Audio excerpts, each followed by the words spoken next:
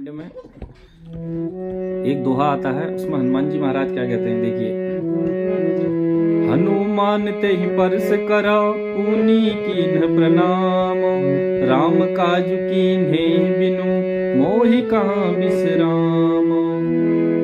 हनुमान जी ने उसे हाथों से छू दिया, फिर प्रणाम करके कहा, भाई श्री रामचंद्र जी का काम किए बिना मुझे विश्राम कहाँ।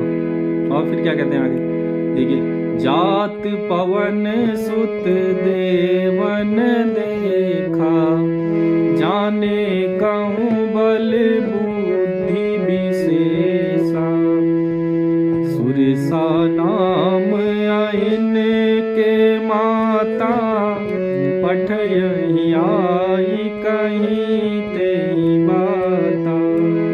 देवताओं ने पवन पुत्र हनुमान जी को जाते हुए देखा। उनकी विशेष बल बुद्धि को जानने के लिए उन्होंने सुरसा नामक सर्पों की माताओं को भेजा। उसने आकर हनुमान जी से यह बात कही और क्या कहा, देखिए। आजु सुरह मोहि दीन आहारा, सुनत बचन कह पवन कुमारा, राम काजु करी फिर में आवो, सीता कही सुधी प्रभु ही सुनाओ। आज देवताओं ने मुझे भोजन दिया है, यह वचन सुनकर पवन कुमार हनुमान जी ने कहा, श्री राम जी का कार्य करके मैं लौट आऊं और सीता जी की खबर प्रभु को सुना दूं। तब तब बदन पठहूं आई, सत्य कहूं मोहि जान दे माई, कवने हूँ जतन देहि नहीं जाना, ग्रससी न मोहि कहे हूँ हनुमाना। तब मैं आकर तुम्हारे मुंह में घुस जाऊंगा, तुम मुझे खा लेना। हे माता, मैं सत्य कहता हूँ, अभी मुझे जाने दो। जब किसी भी उपाय से उसने जाने नहीं दिया, तब हनुमान जी ने कहा,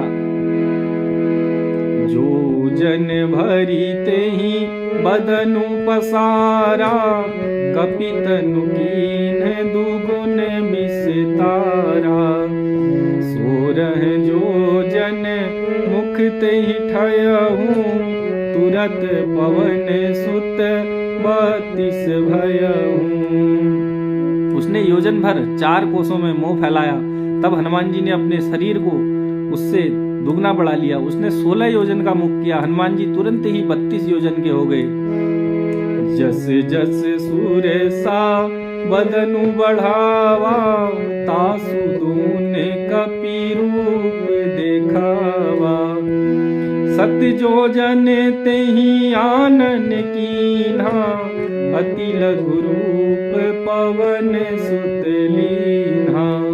जैसे जैसे सुरसा का मुख विस्तार बढ़ाती रही, हनुमान जी उसका दूना रूप दिखलाते रहे। उसने 100 योजन 400 कोस का मुख किया। तब हनुमान जी ने बहुत ही छोटा रूप धारण कर लिया।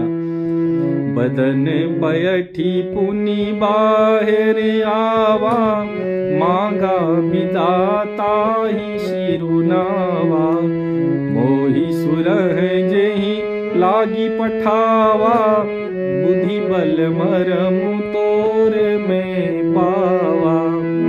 और वे उसके मुख में घुसकर तुरंत फिर बाहर निकल आए और उसे सिर पर नवाकर विदा मांगने लगे।